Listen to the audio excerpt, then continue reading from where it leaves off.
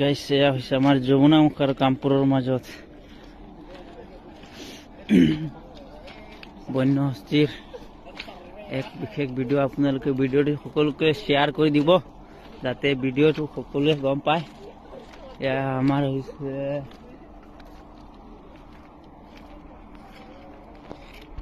Hello' guys, good morning. কি খবৰ? আশা কৰোঁ সকলো ভালে আছে, কুশলে আছে, ময়ো আছোঁ ভালে।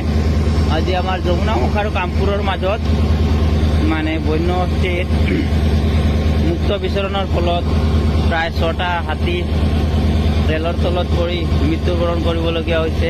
এই আপোনালোক দেখিছে ৰেলৰ চকা ট্ৰেকৰ পৰা নামি গৈছে আৰু এয়া যাত্ৰীৰ মাজত বৰ্তমান হাহাকাৰ।